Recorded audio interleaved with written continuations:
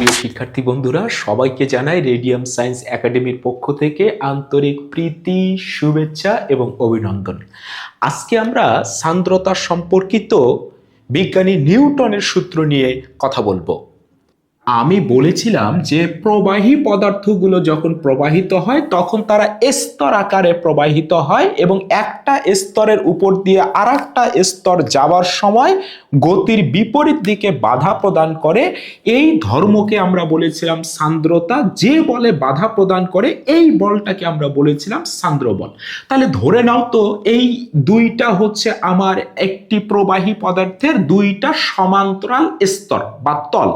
এই একটি তল, এই একটি তল, এই তল দুটোর ক্ষেত্রফল সমান। ধরে নেই এটাও এ, এটাও এ, এবং এই তল দুটো পরস্পর হতে ধরো ডি ওয়াই দূরত্বে অবস্থিত। তাহলে এই একটা তলের উপর দিয়ে আর একটা তল প্রবাহিত হবে। ধরে নেই এই যে নিচের যে তলটা রয়েছে এর বেগ হচ্ছে ভি, আর এই তলের চাইতে উপরের তলটা ডিভি বেশি বেগে প্রবাহিত হচ্ছে। তাহলে এই নিচের তলের বেগ যদি হয় ভি, তাহলে উপরের তলের বেগ কত হবে? ভি প্লাস ডিভি, কারণ এটার চাইতে এটার বেগ ডিভি পরিমাণ বেশি। তাহলে এই তলের উপর দিয়ে এই তলটা যাওয়ার সময় গতির বিপরীতে যে বাধাদানকারী বল ক্রিয়া করবে সান্দ্রতা নামক ধর্মের কারণে, এই বলটাকে আমরা বলবো সান্দ্র বল। এই সান্দ্র বলের মান কেমন হবে এই রিলেটেড বিজ্ঞানী নিউটন একটি সূত্র প্রদান করেছেন। এই দুইটা তলের মধ্যবর্তী দূরত্ব হচ্ছে ডিওয়াই, এবং এই ডিওয়াই এর মান যত কম হবে বলতো একটা তল আরেকটা তলকে তত বেশি বাধা দেবে। বাধা দিলে এই ডিভি এর মানটা কি হয়ে যাবে? কমে যাবে।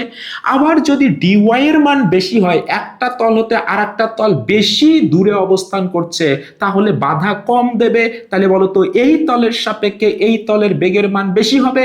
তাহলে এই ভি এর দূরত্বের সাপেক্ষে এই ভি এর ডিফারেন্সিয়েশন কি হবে বলতো? এই রকম হবে ডি ভি ডি ওয়াই, অর্থাৎ দূরত্বের সাপেক্ষে বেগকে আমরা ডিফারেন্সিয়েশন করতেছি। ওকে, কারণ ডি ওয়াই ওয়াই এর সাপেক্ষে ভি এর মানের চেঞ্জ হয়। এই টার্মটাকে বলা হয় বেগের নতি, বা এটাকে বলা হয় বেগের নতিমাত্রা। বিজ্ঞানী নিউটন বললেন এই রকম দুইটা সমান্তরাল তলের মধ্যে একটির উপর দিয়ে আরেকটি যদি এই রকম বেগে গতিশীল হয় তখন এই সান্দ্র বলের মান কয়েকটা বিষয়ের উপরে নির্ভর করে। যেমন উনি বললেন, এক নাম্বার, এই সান্দ্র বল ওই যে প্রবাহীর তল বা স্তর দুটি রয়েছে এর ক্ষেত্রফলের সমানুপাতিক, অর্থাৎ ক্ষেত্রফল যত বেশি হবে যাওয়ার সময় তত বেশি বাধা দেবে, সান্দ্র বলের মান তত বেশি হবে। তারপরে দ্বিতীয়ত উনি বললেন এই যে সান্দ্র বলের মান, বাধাদানকারী বল, এটা বেগের নতিরও সমানুপাতিক, অর্থাৎ বেগের নতিমাত্রা যত বেশি হবে এই সান্দ্র বল তত বেশি হবে। অর্থাৎ ওয়াই এর সাপেক্ষে ভি এর মান যত বেশি হবে, যত বেশি বেগে যেতে চাইবে এই বাধাদানকারী বলের মান তত বেশি হবে। তবে ঘটনাটি ঘটতে হবে অবশ্যই স্থির তাপমাত্রায়। কেন স্থির তাপমাত্রায়? কারণ তাপমাত্রার সাথে কিন্তু সান্দ্রতার সম্পর্ক রয়েছে। তাপমাত্রা চেঞ্জ হলে সান্দ্রতার মানের কিন্তু পরিবর্তন হয়। এই জন্য বিজ্ঞানী নিউটন তার সূত্রে বললেন যে স্থির তাপমাত্রায় কোন প্রবাহীর এই রকম সান্দ্র বলের মান ওই প্রবাহীর স্তরগুলোর ক্ষেত্রফলের সমানুপাতিক এবং তাদের বেগের নতিমাত্রার সমানুপাতিক। এই দুইটা সমীকরণকে আমরা যদি একত্রিত করি তাহলে আমরা কি লিখতে পারি? এফ এফ, তাহলে লিখতে পারি এফ সমানুপাতিক সমানুপাতিক, লিখতে পারি সমানুপাতিক। বলতো এখানে এ থাকবে আর এখানে বেগের নতি হবে ডিভি ডিওয়াই। ওকে, কম্বাইন করে লিখলাম, একত্রে লিখলাম। আমরা এইখান থেকে যদি সমানুপাতিক চিহ্নটারে তুলে দেই তাহলে একটি কনস্ট্যান্ট আসবে। এই কনস্ট্যান্টটার নাম হচ্ছে ইটা। এ ছিল, এখানে ডিভি থাকলো, এখানে নিচে হবে ডিওয়াই। এই যে সমীকরণটা দেখতে পাচ্ছ এইটাই নিউটনের সূত্র সান্দ্রতা সম্পর্কিত। দেখো এফটা কি? সান্দ্র বল। এটা কি? ওই তলগুলোর ক্ষেত্রফল। বলতো ডিভিটা কি? ডিভি ডিওয়াইটা কি? বেগের নতি বা নতিমাত্রা। এই ইটাটা কি? এই ইটাটার নাম হচ্ছে সান্দ্রতা সহগ, বা এটাকে বলা হয় সান্দ্রতা গুণাঙ্ক, বা এটিকে বলা হয় সান্দ্রতাঙ্ক, আমরা যে কোনো নামে ডাকতে পারি। তাহলে তোমাকে যদি প্রশ্ন করা হয় এই সান্দ্রতাঙ্ক আমরা কাকে বলবো, মানে ইটা কাকে বলবো, তাহলে কোনো কিছুর যদি আমরা সংজ্ঞা দিতে চাই তাহলে তার একটি রাশিমালা আমাদেরকে বানিয়ে নিতে হবে।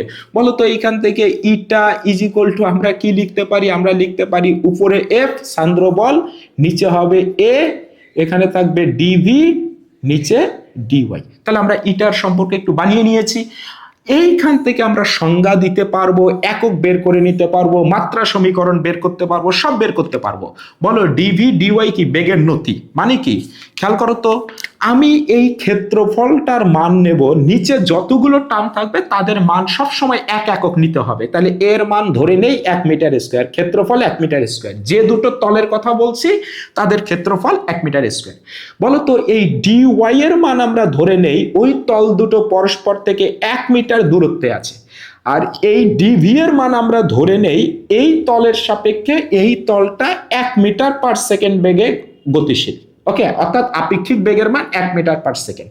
তাহলে এই ঘটনা ঘটাতে কত বলে বাধা দেবে সেই বলের মানকে বলা হবে সান্দ্রতাঙ্ক, ওই তরলের বা ওই প্রবাহীর। তাহলে আমরা সুন্দর করে সংজ্ঞা দিতে পারি সান্দ্রতাঙ্ক বা সান্দ্রতা সহগ বা সান্দ্রতা গুণাঙ্ক কাকে বলা হয়, যে একক ক্ষেত্র, আমরা এইভাবে অবশ্যই বলবো স্থির তাপমাত্রায়, স্থির তাপমাত্রায় একক ক্ষেত্রফল সম্পন্ন দুটো প্রবাহীর স্তরের মধ্যে যদি 1 মিটার দূরত্বে অবস্থান করে, তারা একক দূরত্বে অবস্থান করে, ওই দুইটা তলের মধ্যে 1 মিটার পার সেকেন্ড আপেক্ষিক বেগ বজায় রাখতে যে পরিমাণ সান্দ্র বল বাধা দেবে সেই সান্দ্র বলের মানকে বলা হবে ওই প্রবাহীর সান্দ্রতাঙ্ক।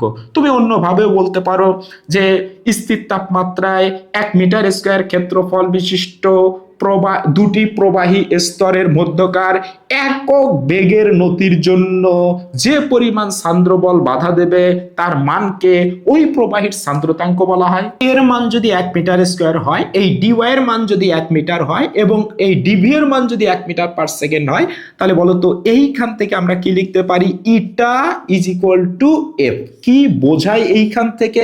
বলো একক ক্ষেত্রফল এবং একক বেগের নতির জন্য বাধাদানকারী বলের মানটাই হচ্ছে সান্দ্রতাঙ্ক। আর বলতো যার এই বাধাদানকারী বল সান্দ্র বলের মান বেশি হবে তাহলে ওই তরলটা তো তার সান্দ্রতা ধর্মও বেশি হবে। তাহলে আমরা এইভাবে বলতে পারি না যে তরলের বা যে প্রবাহীর এই ইটা এর মান বেশি, সান্দ্রতা গুণাঙ্কের মান বেশি, সেই তরলের সান্দ্রতা নামক ধর্মটাও হবে বেশি। আর যে তরলের এই সান্দ্রতা গুণাঙ্কের মান হবে কম, তার সান্দ্রতা নামক ধর্মটিও হবে কম। এই নিউটনের যে সান্দ্রতা সম্পর্কিত সূত্রটি রয়েছে, এই সূত্রটিকে ম্যাক্সিমাম তরল এবং ম্যাক্সিমাম গ্যাসীয় পদার্থ মেনে চলে, কিন্তু কিছু কিছু তরল পদার্থ আছে যারা একে মানে না। তাহলে আমরা এইভাবে বলবো যে সকল তরল পদার্থ এই নিউটনের এই সান্দ্রতা সম্পর্কিত সূত্রকে মেনে চলে তাদেরকে বলা হয় নিউটনীয় তরল। যেমন পানি হতে পারে, গ্লিসারিন হতে পারে, মধু হতে পারে, এরা মেনে চলে এই সমীকরণকে। কিন্তু কিছু কিছু তরল আছে যেমন তেল, রং, এই তরল পদার্থটি কিন্তু এই সমীকরণকে অর্থাৎ নিউটনের এই সূত্রকে মেনে চলে না। এই জন্য এই তরলগুলোকে বলা হয় অনিউটনীয় তরল। এই যে সান্দ্রতা গুণাঙ্ক ইটা রয়েছে, এই সান্দ্রতা গুণাঙ্ক ইটা এর একক কি হবে বলতো? এই সমীকরণ থেকে আমরা বের করতে পারি বলের একক কি, বলের একক নিউটন, তাহলে নিউটন চলে যাবে উপরে। বলতো এই ক্ষেত্রফলের একক কি, মিটার স্কয়ার। ওকে, আর বলতো এই বেগের একক কি, মিটার পার সেকেন্ড। ওকে, আর নিচে আছে হচ্ছে ডিওয়াই মানে দূরত্ব, এটার একক হচ্ছে মিটার। তাহলে এই মিটার কেটে যাবে, সেকেন্ডটা উপরে চলে যাবে। তাহলে আমরা লিখতে পারি এই সান্দ্রতা গুণাঙ্কের একক newton second per metre square. এই যে মিটার স্কয়ারটা উপরে চলে গেলে পার মিটার স্কয়ার হবে। তাহলে সান্দ্রতা গুণাঙ্কের একক newton second per metre square, অথবা এটাকে এভাবেও লেখা যায় বলতো newton metre square per metre square, মানে কি প্যাসকেল আর সেকেন্ড থাকবে। তাহলে আমরা এভাবেও লিখতে পারি প্যাসকেল এবং সেকেন্ড। ওকে, তাহলে newton second per metre square অথবা প্যাসকেল সেকেন্ড হচ্ছে এই সান্দ্রতা গুণাঙ্কের এসআই একক। এছাড়া বিজ্ঞানী পয়সুলিনের নাম অনুসারে আরো একটি একক রয়েছে, এটাকে বলা হয় পয়েজ। সান্দ্রতা গুণাঙ্কের আরো একটি একক রয়েছে, এটাকে বলা হয় পয়েজ, বিজ্ঞানী পয়সুলিনের নাম অনুসারে। এই নিউটন সেকেন্ড পার মিটার স্কয়ারের সাথে এই পয়েজের একটি সম্পর্ক রয়েছে।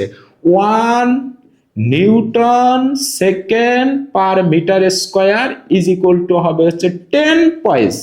তাহলে আমরা একটু সম্পর্কটা মনে রাখবো, 1 newton second per metre square মানে হচ্ছে 10 পয়েজ। এই সান্দ্রতা গুণাঙ্ক ইটা এর মাত্রা সমীকরণ কি হবে? দেখো আমরা এইখান থেকে বের করতে পারি, একক যেহেতু পেয়ে গেছি newton second per metre square, বলো তো বলের মাত্রা সমীকরণ কি? এম এল টি ইনভার্স 2, আর সেকেন্ড মানে সময়, সময়ের মাত্রা সমীকরণ কি? টি। আর এমটা কি? দূরত্বের একক, তাহলে দূরত্বের মাত্রা সমীকরণ কি?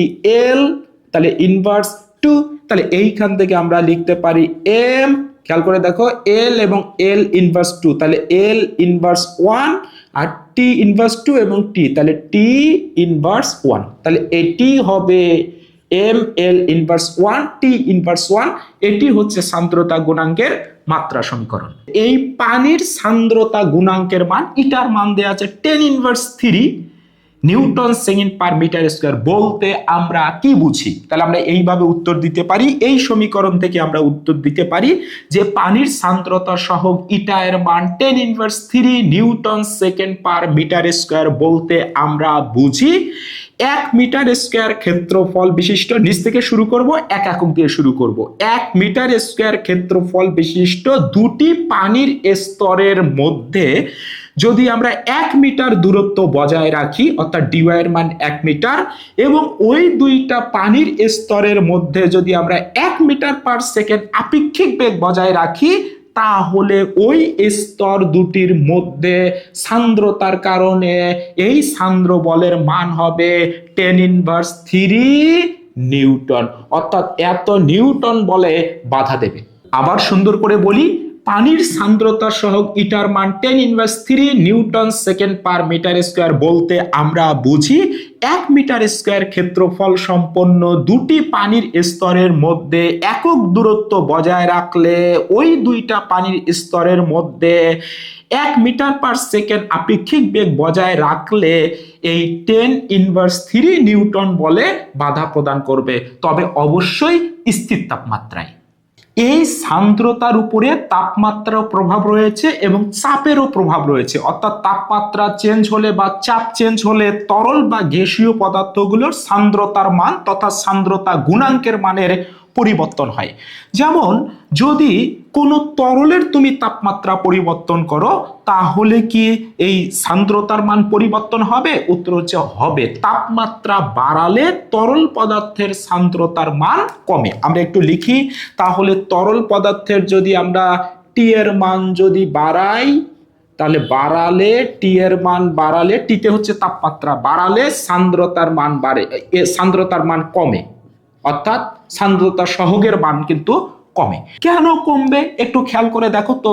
ধরে নাও এই মুহূর্তে এই দুইটা তরল স্তর পরস্পর হতে ডিওয়াই দূরত্বে রয়েছে এবং তরল পদার্থের মধ্যে মানে পানির মধ্যে অণুগুলো কিন্তু তার সাম্যাবস্থায় থেকে একটু ভাইব্রেশন করতে থাকে এবং অণুগুলো মুভ করতে পারে, এক স্থান থেকে অন্য স্থানে যেতে পারে তরলের মধ্যে। তাহলে আমরা যদি তাপমাত্রা বাড়াই, তাহলে এই তলের অণুগুলো তাপ শোষণ করে তাদের কম্পন বাড়িয়ে দেবে, ফলে এই অণুগুলো পরস্পর থেকে দূরে সরে যাবে, মানে এই স্তর দুটো পরস্পর থেকে দূরে সরে যাবে, মানে ডিওয়াই এর মান বেড়ে যাবে।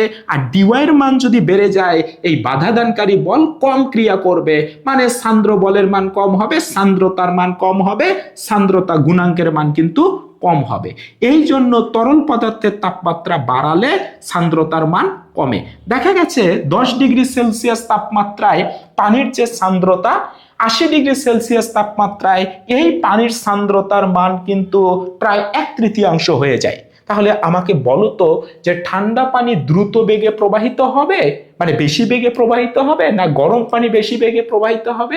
অবশ্যই গরম পানি বেশি বেগে প্রবাহিত হবে। কেন গরম পানি বেশি বেগে প্রবাহিত হবে?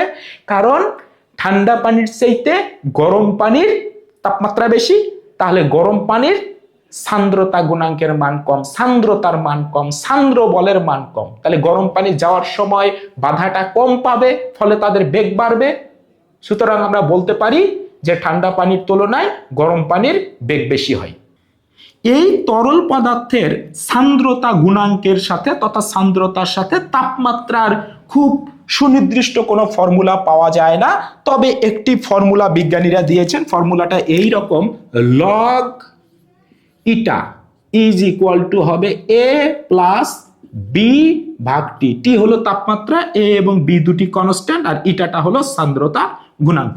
আমরা এ থেকেও বুঝতে পারছি তাপমাত্রার মান বাড়লে সান্দ্রতা গুণাঙ্কের মান কম হয়।